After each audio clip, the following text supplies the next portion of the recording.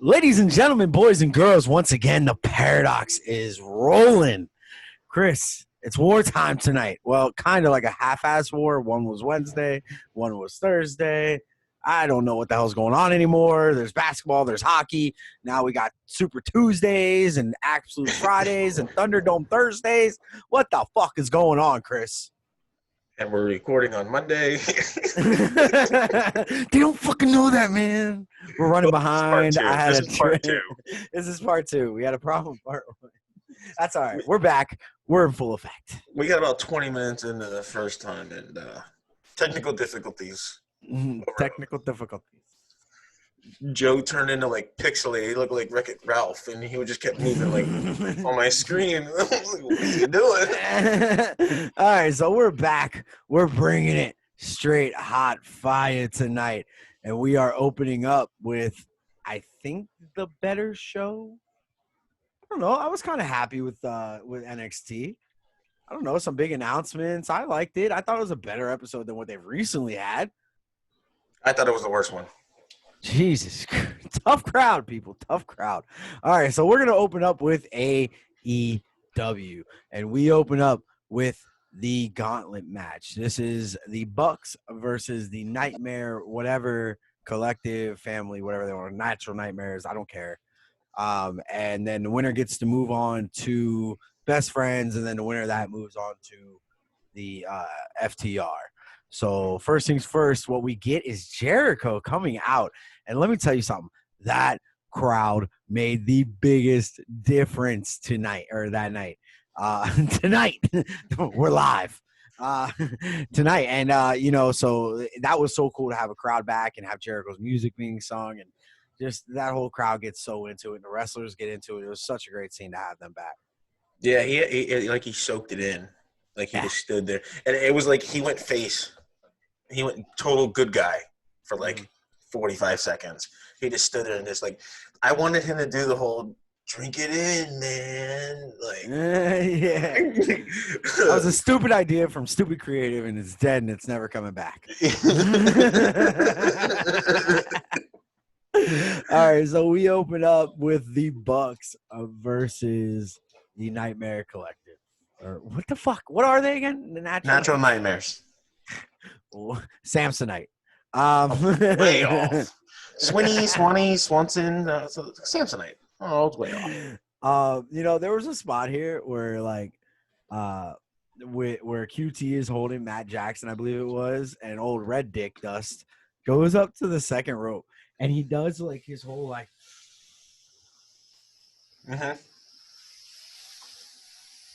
And then he goes for the move. And Matt Jackson just But he doesn't even do it. But he doesn't do the whole thing. He doesn't do the whole thing. He stops like mid-chest and just goes like that, like flares his arms. Okay, but he still took fucking forever. It took like 30 fucking seconds, it felt like. And QT's holding Matt, and Matt's looking at Q2, and he's looking up there, and he's like, all right, so are we doing a move or? And QT's so out of shape that he's like gasping. He's already blown up. Yeah, he's blowing up just from holding that. It's 2 minutes into the match. My note is QT Marshall is a bum. He's the odd man out in this match. He really is, man. Dude, it's bad. It's like my uncle, bro. I'm telling you. My uncle is on AEW now. My drunk uncle drinks Natty Ice on the fucking weekends. Hey, Am I describing you? Lemonade. Am I describing you? Natty Ice Strawberry Lemonade is very good. Can we talk about old Goldie Dust? His Canadian Destroyer is just about the fucking most awkward looking thing. I thought it was great. He's too tall. He's too tall, and he just doesn't look like he's doing anything on the move. Like I said, when P.D. Williams does it, it looks good. When Amazing Red does it, it looks good. Shit, man. I think I've seen AJ Styles pull it out once or twice. But when he does it, he's old, he's tall. I think he has scoliosis in the back, and he just doesn't look good, man. I'm sorry. I'm on another level right now, man. I think what makes it look bad to you is he double pumps the jump. Like he has. Is that what it is? And he like it's like he's counting off for the guy that's below him. Okay, he goes 1, 2, and then he does. And the other ones just stand there and they just do it. Yeah. So it looks more natural. It's almost like Road Dogg when he like banged someone in the butt before he pump handle slammed him. Yeah. He's like, I'm going to lift you up. No. So, QT gets isolated. He gets hit with the BTE trigger, which is basically a double V trigger. A little flashback there for you. Yeah. Oh, Japan. Days. Japan Bucks. Japan days. So Bucks get the win, and in comes Best Friends. And my favorite part of this whole part of the Best Friends match, because I thought it was horrible. It was a bad match. I didn't like it for Trent. They looked Best Friends looked gassed 2 minutes into the match, and Young Bucks looked healthier. But as Best Friends are walking out, they're like, the number 2 entrance, and Jericho's like, yeah, they're another number 2, all right. So I was like, yeah, Jericho. Just because honestly, the more they keep Trent and Chuck together, the more I don't like Trent. I don't know what it is, but it's just I think it's Chuck's face. I'm just like, ugh. Wait, you don't like Trent or you don't like Chuck? I don't like Chuck. Oh, I give Chuck. Oh, okay. I see what you're saying. I give Chuck all the credit Mm-hmm. of being a wrestling connoisseur. He's so knowledgeable. He's a great announcer. I give him all the credit. He just does nothing for me, bro. Again, he's built like my third uncle on the left-hand side. Like, I'm sorry. He's the Kentucky gentleman. Leave him alone. Dude. And the longer they keep Trent with him, I feel like they're just holding Trent back from any full potential that guy has. He's got a great story. He was on one of those. It was right when AEW first started. The Bucks started doing room service in the rooms with the Bucks or something like that. And they would order room service and they would eat and stuff like that.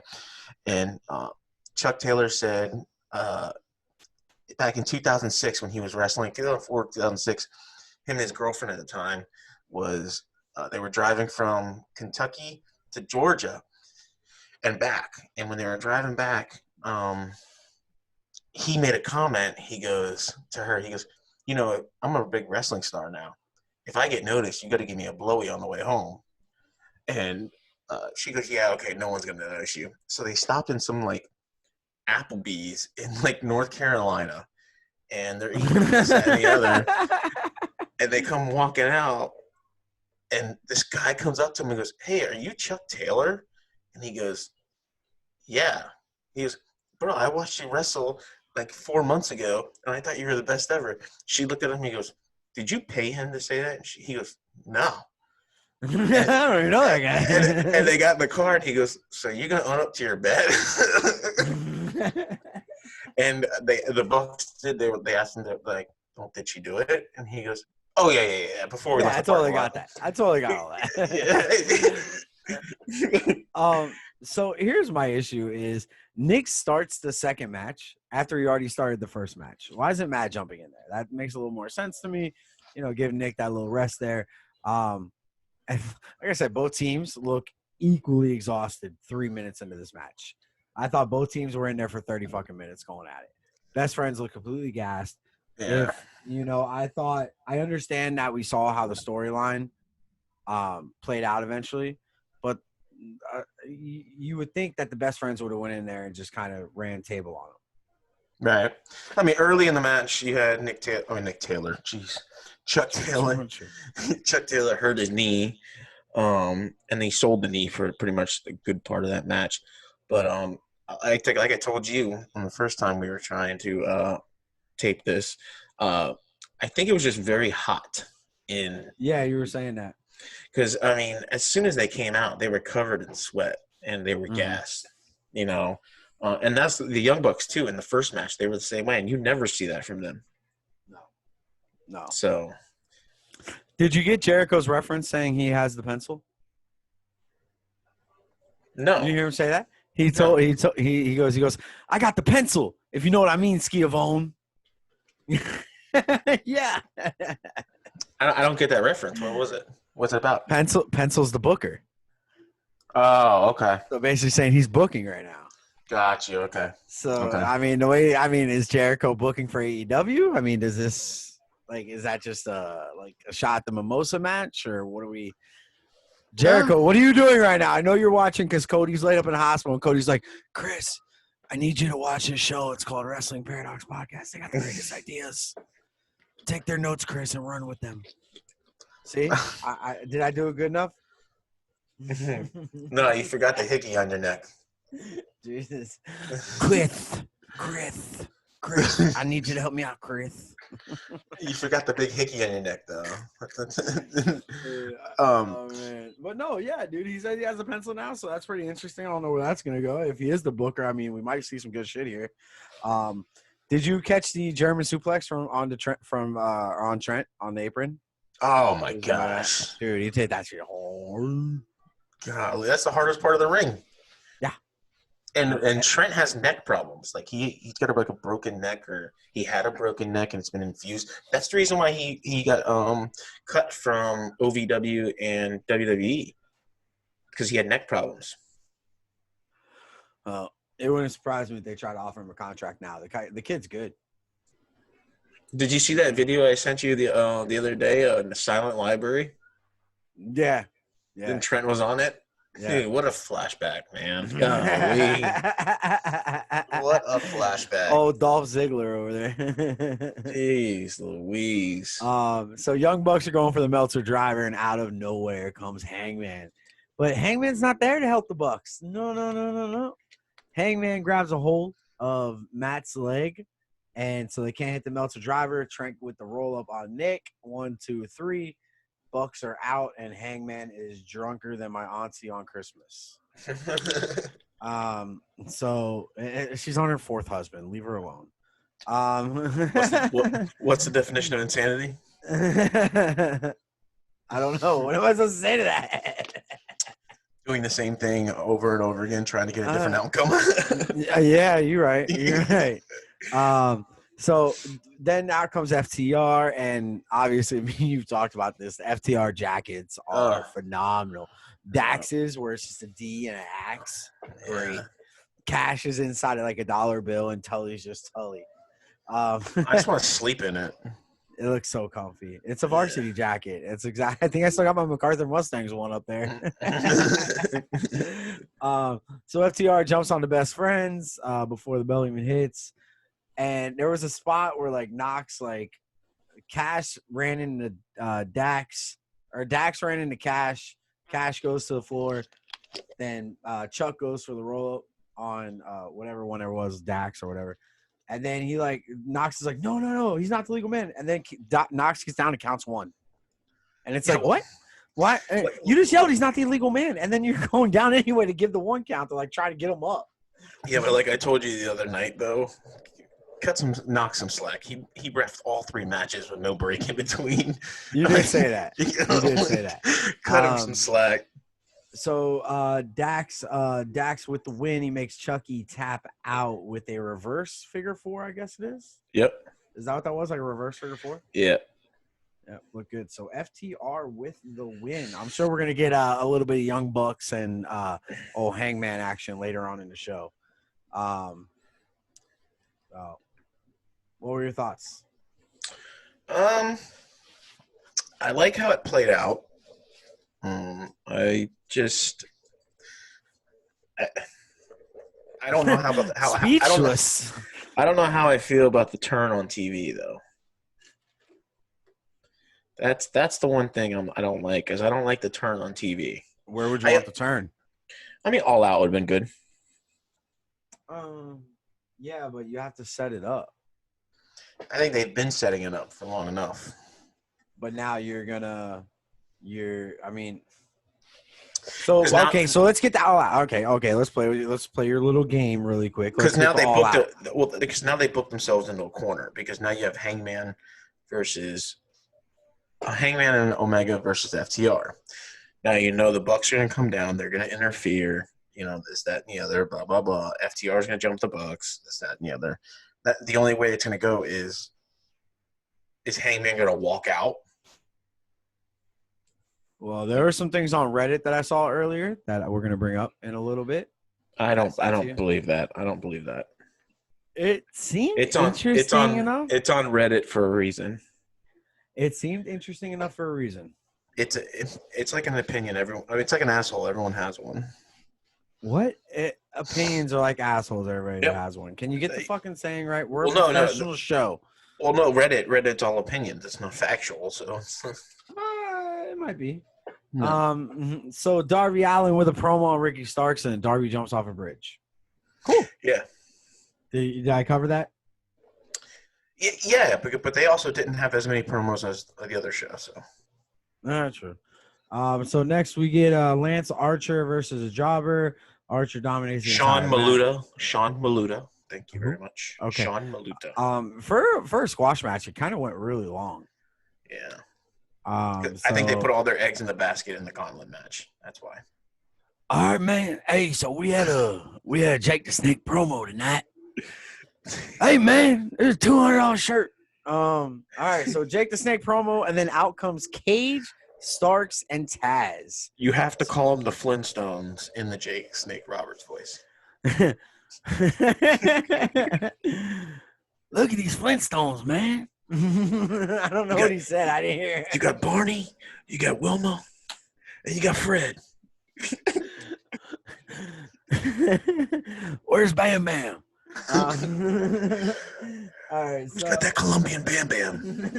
Yeah, that's the Bam Bam he's fucking looking for. Hey, you ever done Colombian Bam Bam doing DDPY? Yo, we might have Jake the Snake one day on this show. We need to fucking. Hey, Jake. No, man, we can't. We can't. We can't because the fact I'm gonna laugh at his voice because I can just imagine you doing it and you just staring at me in the camera and I just have to keep a straight face the whole time. dude, I swear to God, I would open this show. All right, welcome to the Wrestling Paradox Podcast. Oh, Jake, that's you. Go ahead. Jake, let me see a snake. All right, so we've all been kind of speculating who's gonna be that guy to kind of equal out Cage and Starks, because you have Starks with Darby. It looks like it's gonna be Lucha. It looks like it's gonna be Lance Archer and Brian Cage kind of going at it. We might even get a tag match in there somewhere with Lance Archer and Darby. Hey, didn't I call that a couple weeks ago? About a month ago? Hey, Chris. So I need to add it to the question. Go watch that show. That's Cody. That's Cody. Pretty sure I said that. I said that about right when Cage debuted on Casino Royale match.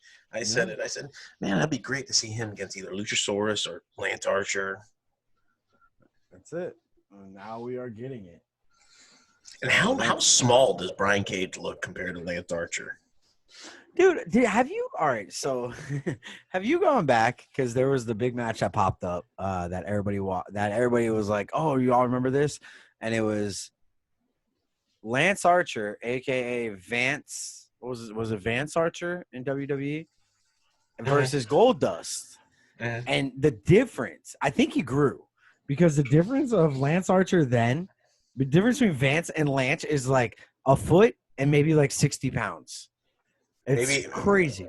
Maybe it's his hair and he has lifts in his boots. Probably. But it's nuts because he looks gigantic out there compared to what he was 11 years ago wrestling in WWE against Goldust. And he squashed Goldust in all of about 2.5 minutes in that match. So I don't know if you ever saw it. I don't think anyone saw it then. I went back and watched it. So then we have a MJF promo backstage with it wasn't really a promo. It was just him kind of walking with a walker and a neck brace. And he turns and talks his shit to the political team. So MJF's doing his thing again. It's almost got the feeling of WWE to me. Well, but we're getting an in-ring appearance by Mark Sterling next week. Yes. I know that, but the whole MJF with the walker and the neck, I have a bar that I set, and it's Monday Night Raw, and it's really not that high. It's more like down here, and I go, okay, does this meet the Monday Night Raw bar? Does it exceed it, or does it fall short of it? This one's kind of just right there with MJF. It just feels like Monday Night Raw to me. No, I like it. I think it's a little bit better than what's MVP's doing? The Hurt Business. Yeah. See, yeah, I think it's better than that. It's better than the Monday Night Messiah. I mean, I don't know. I like what we're getting out. I know you're not watching every week. I like what we're getting out of Seth Rollins because he's kind of giving it his all right now because he's done. He's going away for like 6 months. Yeah, because he's having a baby. Yeah. What? Yeah. So it's um. like, did they think that he wasn't going to take time off to see his new baby? Like, Yeah. so now here you go. Here's the problem I have with wrestling is let's book this guy to be the top guy. Then all of a sudden, you know that his fiance is pregnant and she's off TV. So Yeah. let's push him as the top guy. Then all of a sudden, you hit a wall with it. Then what? You have to wait 6 months to get a payoff. Like it's I don't know. It just doesn't do it for me. Yeah. No, I understand. I Like get the it. reason why Cody got beat so fast is from what I read on the dirt sheets is He's he has going a to do a movie. show. Yeah, Yeah, he's he's going going to to do do a a show movie. with Steve. Stephen Amell. Yeah. It's a Netflix show, and he's supposed to do. I think it's like he's in like 5 out of the 8 episodes or something like that. Oh, I'm not watching that for Cody Rhodes. I'll tell you that. I mean, he called me and he said, "Hey, can you write like can you ghostwrite some stuff for TV?" And I said, "Sure." Yeah, no. I mean, I expected that call to come through. It was only a matter of time. You know? So anyway, then we move on to Thunder Rosa versus Ashita promo. Mm-hmm. We'll see what happens there. I mean, again, I wasn't the way they debuted Thunder. I wasn't big on the way they debuted Thunder Rosa. I thought they could have, instead of Tony just being like, "All right, here's Thunder Rosa." Oh, so she's here. Okay, cool, great. Just took the fucking sales out of that. Took the Yeah. wind out of the fucking sails. Thanks, bud. So, I mean, I thought it'd been cool just to be like, let's take a look at Sheeta's next challenger. And they show, like, they go up in the camera and they show the fucking picture of her on the NWA title, and then it shows her. Like, that would have been cool. I'm like, oh, shit, Thunder Rosa's here. Not just like, oh, cool. Thanks, Tony. We'll see what happens. I mean, I don't see Thunder Rosa winning this because, you know, what's she going to do with the title? I want to know what happens if she loses. Is her belt on the line too? Mm-mm. Yeah. Nah. She just like, me wrestle in power? No. I big American star now. It's like that episode of the Office, the Valentine's Day episode. 2 men, no, it don't work. Ma,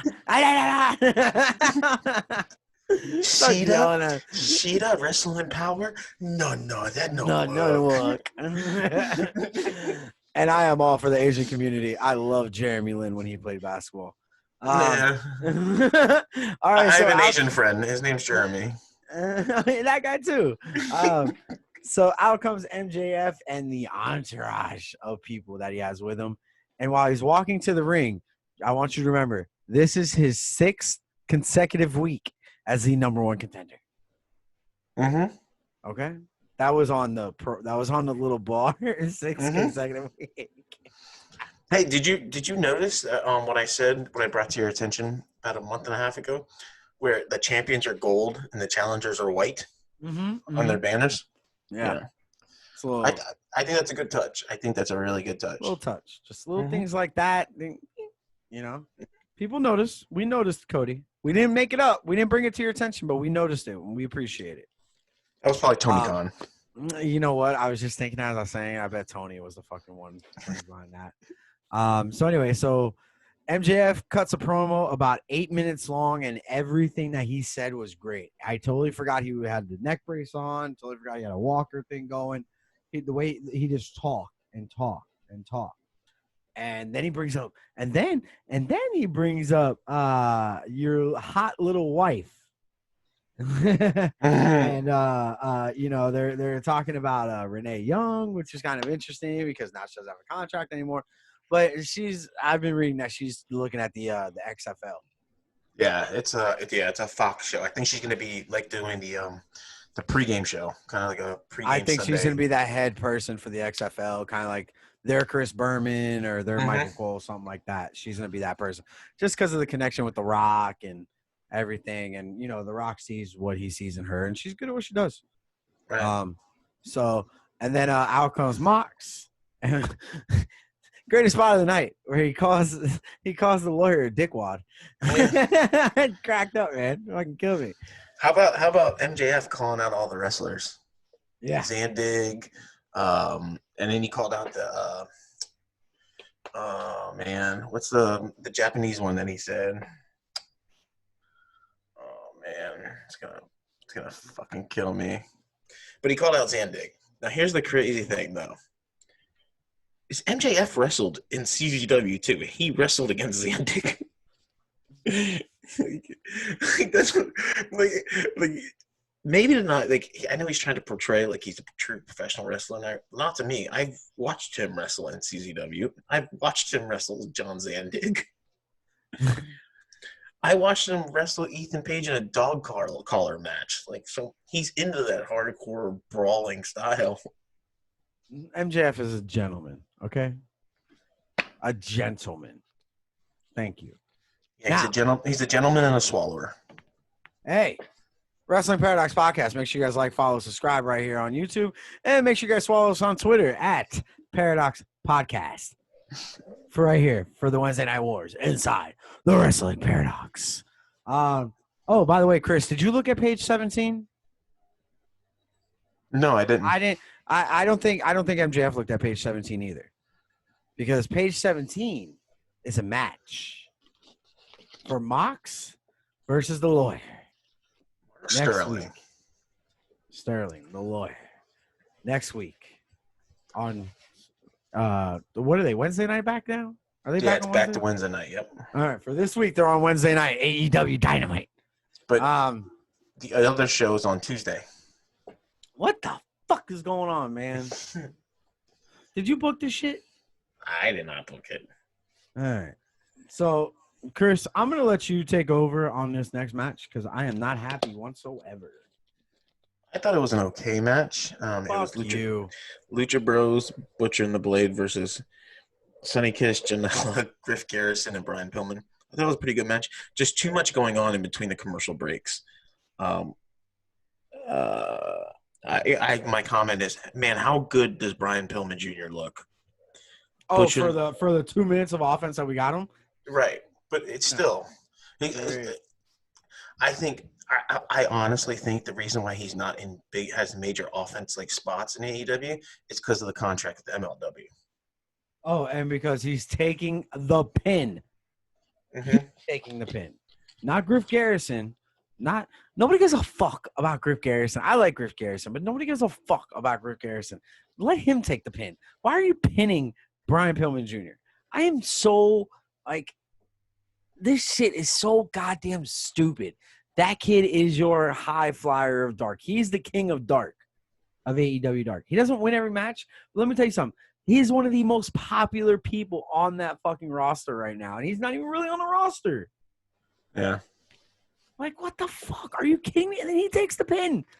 Joey Janela could have took that pin, and it would have affected nothing. Because you let Brian Pillman Jr. take that pin with only a minute and a half of offense in that match. Not even a minute and a half. He went in, and he was right on defense. It was a bad match. I would rather have seen Sonny Kiss, Joey Janela, and the Gun Club. Mm-hmm. If you're going to embarrass Brian Pillman like that and not even let him get him a fucking punch in, and you're going to pin him on television, don't even put him on TV. Put him in the crowd. Tell him to grab a drink. Let Austin Gunn take that pin. Mm-hmm. Where's Austin Gunn right now? What's he doing? Let him take the fucking pin. He'll be happy just to be in a match. Brian Pillman could have lived without that match. Could have been like, yeah, okay, I don't need it.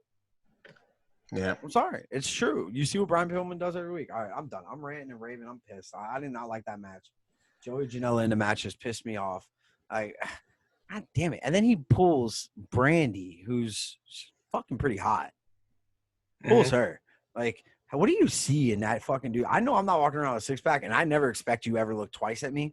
But what do you see in that little puss who backed down from Enzo at a Blink-182 concert? I don't know. I'm sorry. We don't know what he's working with. I'm sorry. So, anyway, after the match, do you have anything else about this match? Go ahead. I'm sorry. I want a Pentagon mask. I saw that guy had one in the crowd, and I want one. It was a dope match. It was a dope mask. Like, I do like Pentagon's mask. Yeah. I saw one. Some dude had one up for sale on one of my belt pages. He put one up for sale. Pentagon mask. So it was signed. Apparently, ring worn in Mexico. I don't know how true that is, but it had Pentagon signature on it. No, I want one to wear. Like around the house, naked or Whatever. all right, cool. Hey, Just Crystal. Hey, zero me. And she's just banging away. just tuck and just like, would you bluff me? I bluff me. I bluff me hard. Then you get Eddie Kingston on the mic, and he says that all 5 of them are in the battle royale at All Out. All 5. That is a 25% chance of winning this match. And none of them are going to win. None of them. if one was to win. Oh, hold on. Now, hold on. Not it would. Who would you like it to be? Because I know who I want it to be, and I don't think it's anybody that you're going to guess. So go ahead. I think it's going to be – I think it would either be Butcher or Blade. I'd want Butcher to win. Yep. I definitely want Butcher to win. I see Butcher going head up with Moxley and having a great 15-minute match. Easily. Or even Blade. Blade can do it too. Yeah. You know. But that's another one. That's another match that I put a note down too, is at the end of the match, Butcher and the Blade, they were covered head to toe in sweat. So that just showed how hot it was in the building. Yeah. You know, and they never get like that. They were just covered head to toe. Yeah. No. So that's it for that match. We move on to there was a little spot here. It was where Jericho tells Cody, take 2 weeks off and quit the business. And I was like, it's a great idea. So we get a Dark Order promo. Evil Uno bought himself 6 lawnmowers. What the fuck was the reference to the lawnmowers? I don't get it. Oh no, Brody Lee bought 6 lawnmowers. Why? Because again, this is what I said about a couple weeks ago, is they make being the elite references from YouTube on the show, and if you don't watch it, you won't get the references. So this was a BTE thing. Yes. Like the whole thing was they about 3 weeks ago they were singing the elite were singing the Chili's Baby Back Rib song. I saw that. Okay, and they got the fake email, and they were going to get millions, but Matt never signed it. Well, Dark Order signed it because they were singing, and they got the millions, and they asked him on one episode, what would you do? And Brody's like, I want 6 lawnmowers because I hate that fucking Hangman Page. Because Hangman said he was going to buy boots and a John Deere. Really? Mm-hmm. That doesn't make sense. I don't get it, but okay, I get it. Right, you have to watch Being the Elite in order to get the references. That's my biggest thing. Look, I gotta fucking push through fucking 5 hours of wrestling as it is a week. You want me to add another hour with just a fucking YouTube show? I'm sorry, I don't even watch Dark for that reason. It's only 12 minutes. Each show is only 12 minutes for BT. Mm-hmm. If I'm taking a shit, I'll take a look. Yeah, it's only 12 minutes. I watched it before we started filming today. Yeah. Well, so they carry out a casket, and I thought the casket was empty because they were carrying it around pretty fucking briskly. I was like, oh, the casket's empty. There's nothing inside. But then they open the casket, and Ten's inside with the sweetest neck tat of all time. It looked great on 10. On Cody, it looks dumb as fuck. On 10, it looked great. And Brody Lee comes out, high fives everyone. But did you see who didn't get a high five? John Silver. Do you know why John Silver didn't get a high five? Because he couldn't reach it. But again, that's another reference to BTE. I just thought it was funny. I just thought it was great. I missed he him. He hates John Silver on BTE. He's like, Silver, shut the fuck up. Does he really hate Silver? Yeah, I don't know if he hates him in real life. No, I don't mean like that. I'm saying, does he really hate Silver as the character? It fucking sucks, man. Like today's episode I was watching, and Anna Jay comes in to Stu Grayson and goes, you have that $20 that you owe me? And he goes, yes, ma'am. And he gives it to her. And John Silver goes, hey, by the way, Anna, you know I'm the best kisser in Dark Order. And Evil Uno goes, no, Stu Grayson is. So they get face to face, and Evil Uno goes to Grayson, show John Silver how you're a good kisser. And he's like, you ain't gonna kiss me. You ain't gonna kiss me. And Brody Lee comes in and goes, Silver, shut the fuck up. And he gives Evil Uno the papers, and he goes, hit Silver in the face with the papers. and he throws it, and he hits him. And Silver goes, "Why'd you throw him?" Uno goes, "Why don't you sell for me?" All right, so it's fun. So now I get what happens a little later in the ring. I kind of understand it a little more now because Exactly. yeah, we'll get to that. So John Silver's a little too short. He doesn't get the high five. Tony Schiavone makes his little way to the ring. Fucking shitty barista he is. Hey, how about the when they carry the casket out? They did the whole like the African like funeral, like skipping. That was such an homage to that video. So great. There is a Cody Sucks chant by the Dark Order, and I started that fucking chant at Bash at the Beach, and I didn't get no goddamn credit once again. I started that fucking chant, Chris, and you looked at me, you were like, "Joe, shut the fuck up," and I was like, "What, man? I'm just chanting here." Because I was the Brody Lee of the bunch. Yeah, exactly. And you're the John Silver. So Anna Jay's got a new name. It's 99. And Brody takes out Silver and he goes, "Pick that piece of shit up." They went from like being like the most hated faction in AEW to the most over because of I BTE. hated it. False. I hated it at the beginning because I didn't understand it. But now I have joined the Dark Order. I understand what our leader is doing. Mm-hmm. I have faith in you, Evil Uno and Exalted One. You know what I want? I wish they. Okay, Cody, if you're laying at home or on set filming your show, I wish they brought back the Join the Dark Order website, and the fans can go in and join it, and then they would get a card sent to them, like a medical card sent to them, and says, "I'm a part of the Dark Order." Did they used to do that? No, but I would love that. Would be awesome. That'd be so awesome. That would definitely be pretty cool. Go ahead. I'm listening. So take over. Anna Jay is the Queen Slayer, is what Brody Lee called her. 99, the Queen Slayer. And then after the promo, after they pick up John Silver, they go out and they offer, was it Taya Conti, a contract for the Dark Order? Well, no. You're jumping ahead. Dustin and QT come out. And they get beat down by the Dark Order. And then Scorpio Sky comes down. Brody Lee and Scorpio Sky kind of get face-to-face a little bit. Anna Jay pulls Scorpio Sky, slaps the shit out of him. Brody punches him, and they walk hand in hand out the ring. Out comes Cardona. And they kind of even the odds, and then they Dark Order falls out of the ring. They all get out. And then Brody Lee comes back out to be like, "What the fuck happened? I just fucking left. It was great." And then him and Dustin are literally 3 feet apart. Dustin gets out of the ring and like stands and looks at the top of the ramp, but the top of the ramp is 2 steps away. So him and Brody are essentially face to face, and it makes throw the fucking punch, man. The fuck? So here comes the Adam Page promo next. I want you to take over this one. So we have an Adam Page promo. You don't want me to take over. I am not. I'm just shitting all over the Bucks in this promo. Adam Page is sitting in a bar with 2 beers across from him. Now, Reddit had a thing that came out that said the 2 beers were for FTR.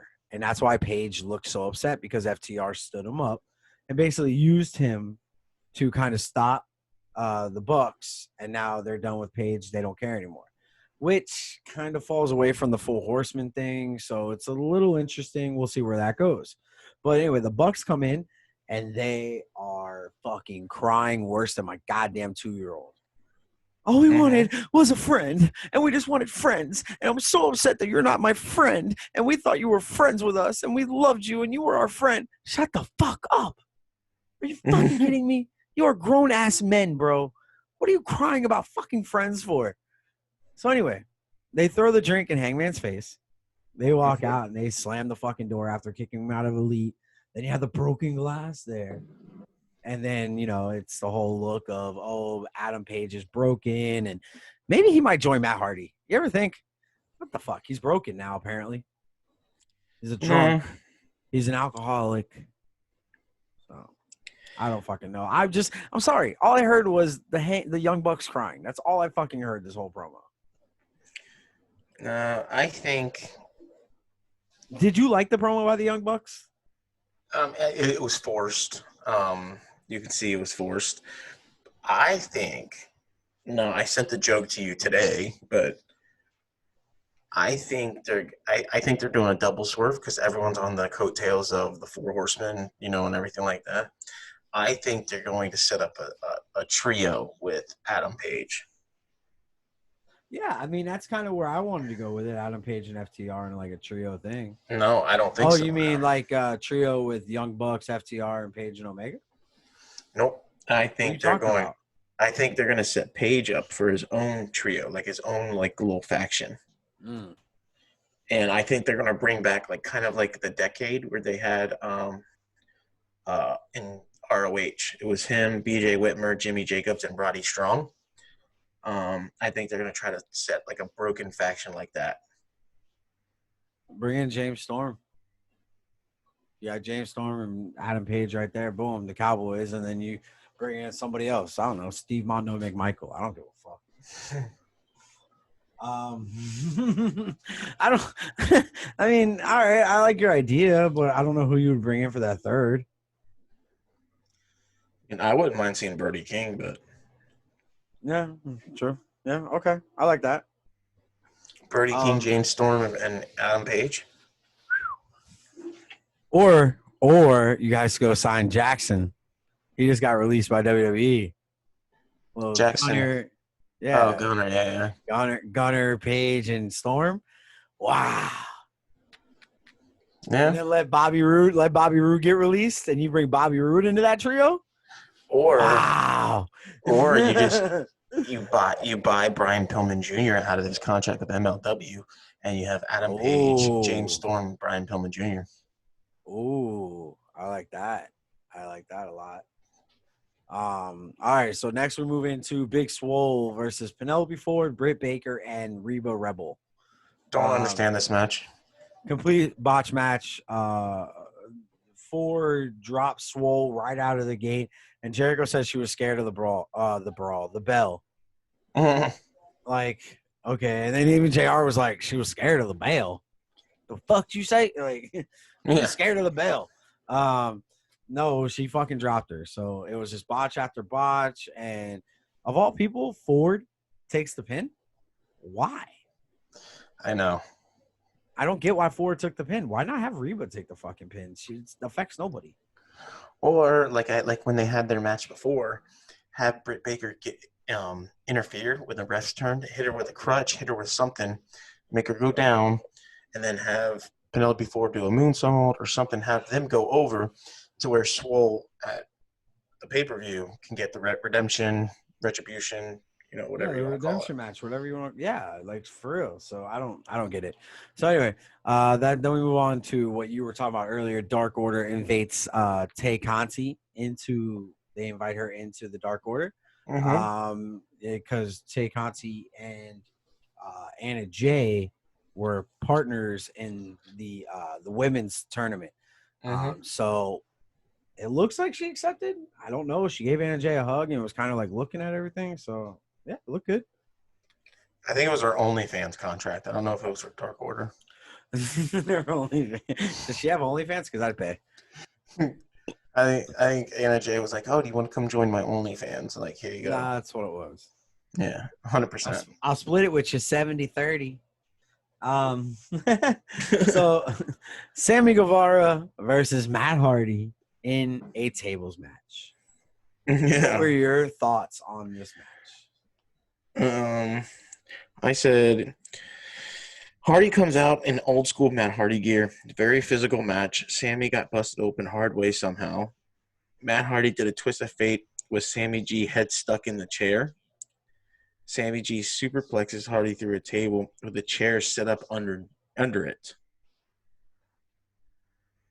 Yeah, that spot was a little I'm waiting for Matt Hardy's wife to get back on TV and start complaining, or get back on Twitter and start complaining. But I mean, Hardy set up that spot, so yeah, it's Hardy set up that spot. I don't know. I thought it was a good match. I thought the twist of fate inside the steel chair was kind of cool. Definitely an interesting spot. And then so with the suplex onto the table, which was on top of the chair, would have been that was kind of devastating. My back would be fucking hurt, and I know that. It was spray painted, delete. Yeah. Now that's not the end of the night, now is it? No, it's not. Go ahead. This is the real reason why Jericho was on commentary. You have Orange Cassidy's music come on, and he just makes a beeline for Jericho and just starts pummeling him. Beeline. This guy darted across. The camera didn't even pick him up. Like, the camera didn't even pick him up. It was like, at the commentary, just beating the shit out of Jericho. Hits a big Superman punch, like two of them on the ramp. Like, it was very good. Yeah, it was a very good match. And it looked like one of the refs got hurt, and Jericho kind of like pulled him off and like pushed him out of the way. That's one thing I give Jericho. Anytime anybody's hurt or looks like they're hurt, I mean, we saw it in the Neville match. Pac. His name was Pac. His name was Neville at the time. No, but his name's Pac. Okay, it was Neville at the time. We don't mention that name. Anyway, so Neville and Jericho were in a match. Go ahead, say Pac. Pac. Hey, Chris, say something stupid. Joey Bird. What?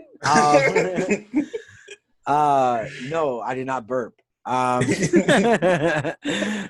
anyway, there was a match there where Chris Jericho actually would like Pac hurt his leg, and Jericho was pissed because the ref wouldn't count out the three.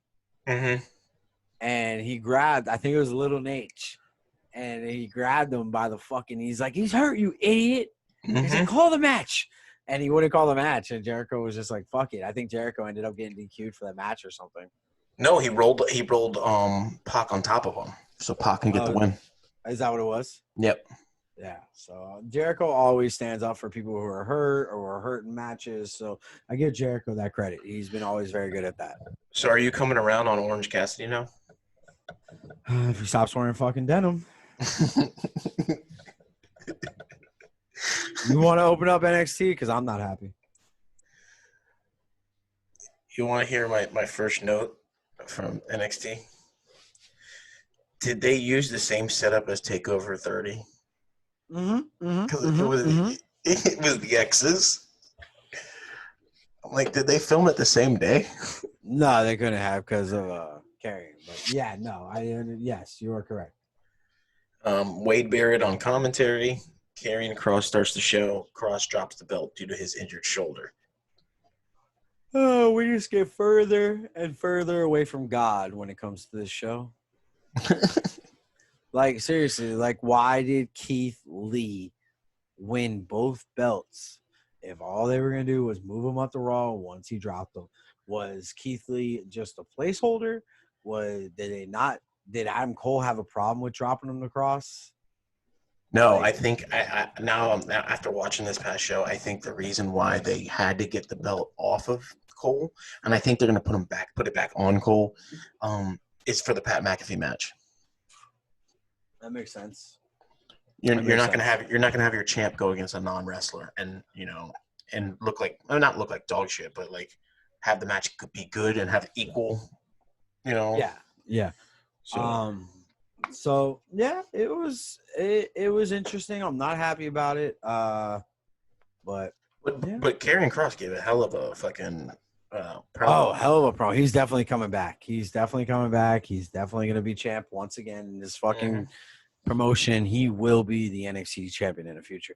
Actually, I'll be honest with you. With how well he went over on NXT, don't be surprised if they just move him to Raw or SmackDown upon his return when he returns from a shoulder injury. I think they're going to keep him in NXT for about a month and a half, then move him up. I don't know, man. I'm just saying. You don't want the Ciampa effect where he gets hurt again and has to go out again, and everything like that. So yeah. Oh, that's another fucking one I need to talk about tonight. I had a little problem with that. So Breezango versus Imperium.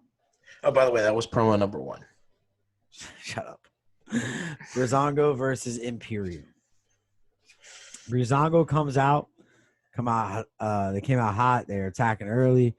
Fandango gets beat down. He fights back. Gets cut off. Imperium's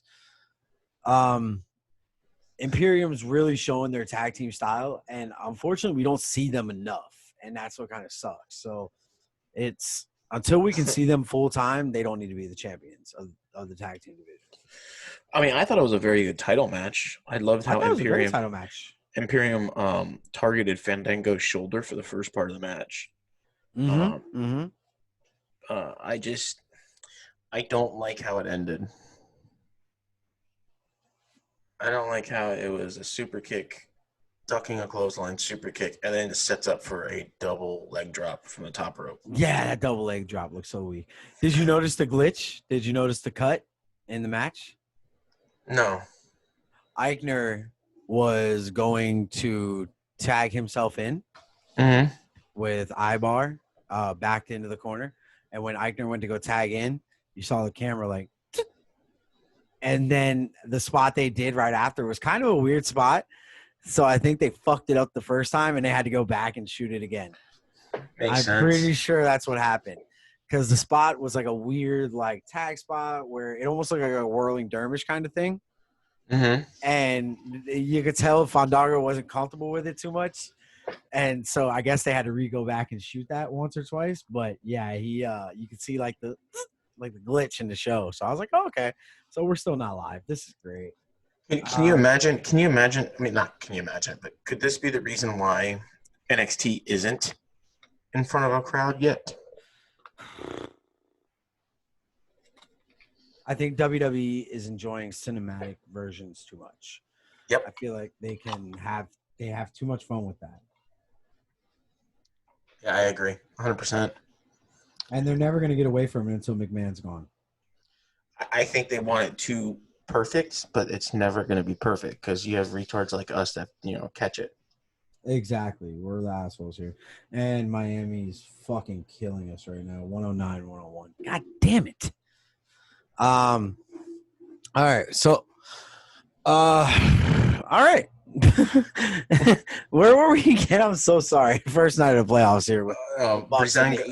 Breezango gets the win with the stupid double leg drop. By the way, that double leg drop, he almost sat on their faces. Yeah. That he did not look safe at all. No. And then I wonder how that feels because you're going from the top rope, double leg drop, so you're just landing straight ass bone. Like, does that not hurt your fucking ass at all? Jesus. I'm not worried about the ass. I'm worried about the compression of the back. Yeah. Bubba Ray done it to himself a couple times. Bubba Ray spiked his ass like that, bro. He gave himself a stinger. Yeah, he done it a few times, he said. And he always did it instead of doing it from the top rope with the bubble bomb. It was always the behind the back bubble bomb where he sat down. He would always give himself a stinger. So I am happy to see them win the gold. It was very good. I'm glad Johnny Curtis is a champion in this company, and we're going to see the tag titles a lot more now. Eventually, if they do put that back on, if they do put the title back on Cole, I can see UE getting those titles off of Fandango and Tyler Breeze. Yeah. I can see that happen. I can see the UE get them titles back. And then when Roddy goes for the North American title and he doesn't win it, that's eventually when they're going to kick him out and go back to just a trio with Undisputed Era. No, I don't see that. I see Roddy and Cole going at it for the belt. Yeah, that would be interesting. Roddy kind of do his own thing. Instead of UE kicking him out, he just leaves. Okay. I like that a lot better. That's definitely a better idea. So we move on to Damian Priest. Little promo here, but he's interrupted. Yeah, Number 2. He's interrupted by the toothless wonder himself, Timothy Thatcher. Timothy Thatcher, as Cody would call him. He's the second most recognizable name in the professional wrestling. Thatcher wants a match, but Priest just kind of blows him off, which is fucking hilarious to me. So he said he was still at the after party. Yeah. So next before they go to commercial break, they announce a return for Tommaso Ciampa. Mm-hmm. This is kind of weak, but I guess if they had fans, they wouldn't have announced it. That's my only guess. Well, then you had to take back about the Thunder Rosa thing you were talking about then. Because right. AEW didn't have fans. They had to, No.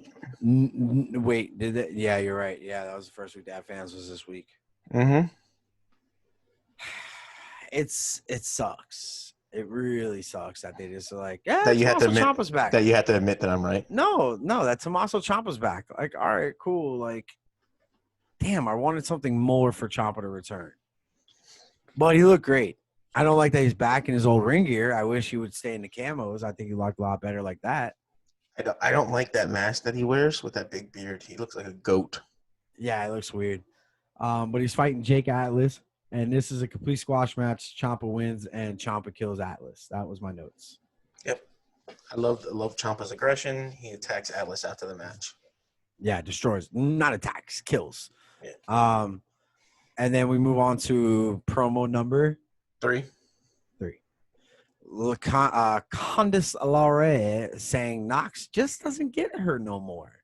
So it looks like we're getting a Candice LeRae versus Tegan Knox.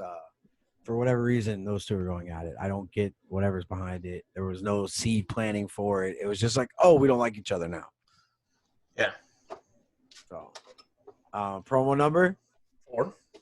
Bronson Reed promo. Fat Boy and Austin Theory. Yep, Fat Boy and Austin Theory. Bronson Reed is interrupted by Theory, and Reed slaps Theory. It would have looked a lot better if Theory slapped Reed because then Reed's going to go over in this match. So here's my thing. What did Austin Theory do to get cut off of Raw? Was he not safe? Because I've read things before that people don't like working with him on certain things.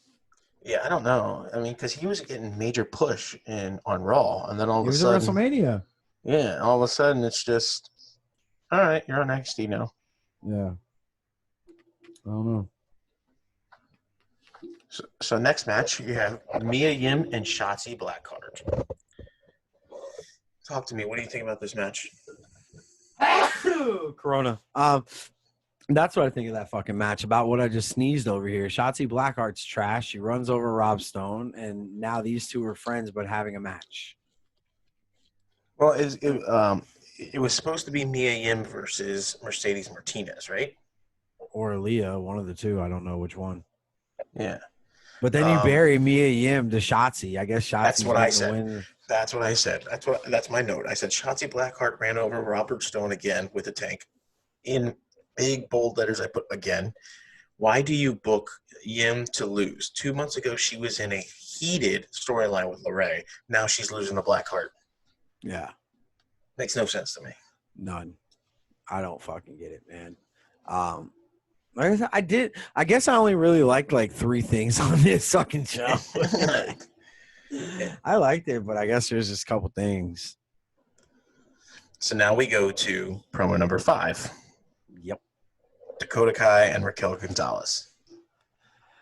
Once I looked Raquel Gonzalez dead square in the face, I retract all my old statements. You're welcome. Yeah. So anyway, we move on to promo number. Oh, you want to talk about this promo? There's nothing really to talk about. She's built like a tractor trailer. Anyway, promo number 6. William Regal is in the ring. Promo on the state of the NXT title. Next week on Tuesday, we get a 4-man Iron Man match, which I'm really excited for this match. Mm-hmm. And the match is going to include Johnny Gargano, Tommaso Ciampa, Finn Balor, and Adam Cole. Now, in professional wrestling, in all my years of watching professional wrestling, a fatal 4-way or a 4-way match is always no disqualifications. Okay. So what are you saying? I wonder if this is going to be a no disqualification match. Mm-hmm. And if Mm-hmm. that's the case, are we going to get a match-esque Johnny Gargano, Tommaso Ciampa after the split of DIY? What are Because you that'll saying? make it really good. What are you saying? I'm sorry. Say it again. Like, you remember, like, the Gargano and Ciampa where they had, like, the Oh, fucking... all the takeovers that they did? Yeah. Yeah. Yeah. If we get that kind of match between them and then Balor and Cole do their own thing, I think it'd be awesome. And the Yeah. only way that they could make this work and do that is if they have multiple referees. They have to have at least 3 referees. Yeah. And that's what I was thinking too. Is this match going to have 3 to 4 referees? Mm-hmm. That was my first thought because you're not going to be able to contain all of this. And no, it just doesn't make sense. Right. So, but I'm excited for this match. I think it's going to be a very So good that match. means I just fast forward the first hour of NXT and just watch the second hour. That could be the reason why they put so many promos on this week, because next week it's an hour-long match, and they're not going to have that many promos. Yeah. Oh, hopefully. Next, we have King Swerve versus representing Del Taco, Del Toro, El Taco, Del Loco, Guacamole, none other than the Cruiserweight Champion Santos Escobar. Mm-hmm. So, this had the potential to be match of a night, and I didn't like the ending. I didn't like it going through. I mean, it went through 2 commercials and 3 segments. Mm-hmm. I think it should have went through 1 commercial, and they should have skipped a commercial there and pushed that commercial somewhere else. But I don't know how commercials work. That's why I'm not in the TV industry. I thought it was a very good match. It told a great story. I think Swerve can carry a storyline. Swerve did a back floating moonsault to the outside on Del Taco and landed it. I think that was awesome. Yeah, the one over the top rope that he does. Mm-hmm. Yes, I put it. Here's where it lost me. Del Taco puts a mask on, headbutts Swerve for the win. Yeah. What a way to ruin the match. And here's my thing. Wade Barrett and Vic Joseph on commentary with Beth Phoenix, they don't make mention, they don't question, what was in that mask? Was there a metal plate in that mask or anything like that? So now, to fans at home, they think if you headbutt someone with a mask on, the other one's just going to knock out cold. Wait, you didn't see the thing? You didn't see the big fucking block in front of it? Well, but if you remember, like in the Attitude Era, anytime, like if you remember, who had a match? It was Larry Zbyszko and Eric Bischoff at a pay-per-view when Eric Bischoff was like, "Oh yeah, I'm a Muay Thai karate, champion." Blah blah blah. Remember, he had that plate in his foot, Yeah, in his shoe, and he kicked Zbyszko and knocked him out. Mm-hmm.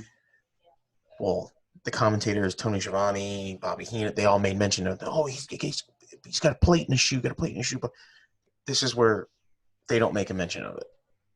Well, because you could fucking see it. You couldn't see the plate in his shoe. You could see the fucking nickels hanging out. Yeah, no, I understand that, but if you make reference to it, then they can say, Del Taco Del Toro can only win by either people jumping his opponent or he uses a weapon. Yeah, I see what you're saying. You see what I'm saying? So, because now they just think that every mask is going to have a fucking plate in it, It was like a roll of fucking quarters just laying in that thing. and also another thing, too, is you didn't have a heel manager. I mean, heel commentator during that match. They were all, like, even with both. Like, normally you would have, like, Beth Phoenix, like, going against whoever was in the match or siding with them. You didn't have that in this match. Mm-hmm. So I think that's where they lost me in this match.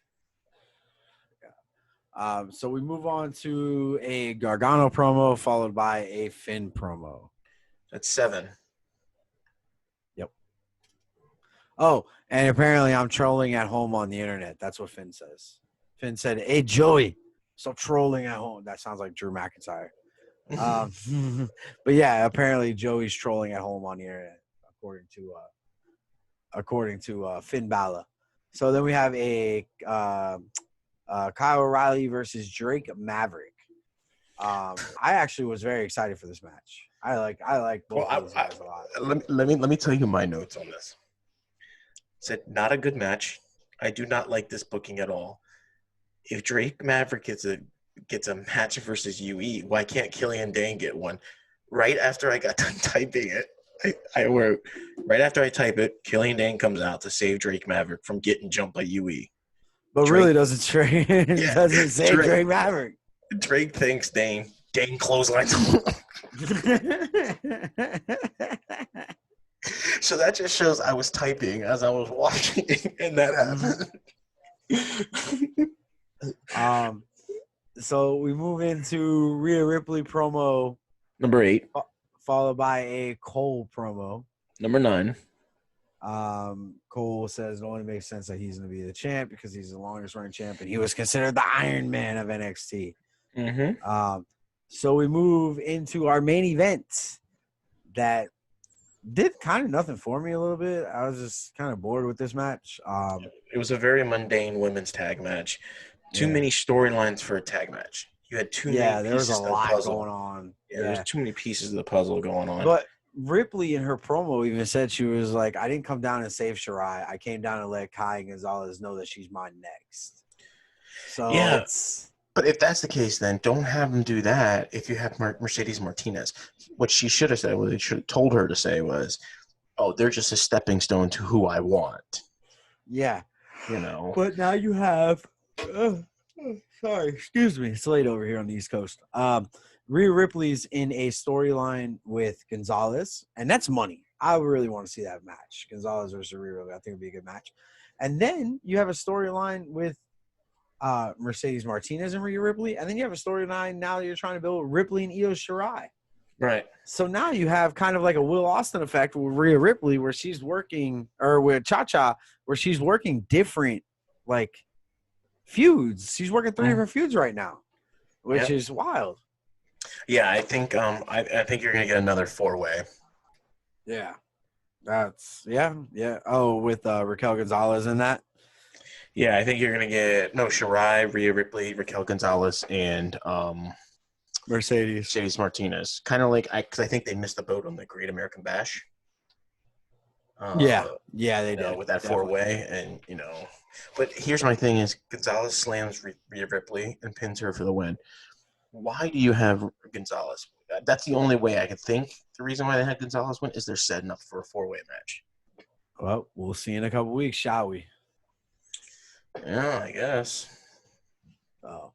Well, ladies and gentlemen, that does it for tonight inside the Paradox. It wasn't a long one, but it was a good one. That's what I always say. That's what she said. That's what she said, huh? Mm-hmm. Hey, what?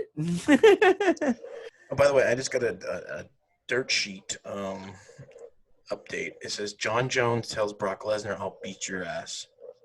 Well.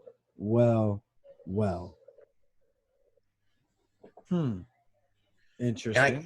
And I got some NXT news. WWE and Mauro Ranallo issue statements about his departure. Mauro Ranallo has parted ways. He did not work TakeOver 30 and will not be at any future events. Wait, say that one more time? Mauro Ranallo and WWE have parted ways. He did not work TakeOver 30 and he will not be at any future events. Oh, interesting.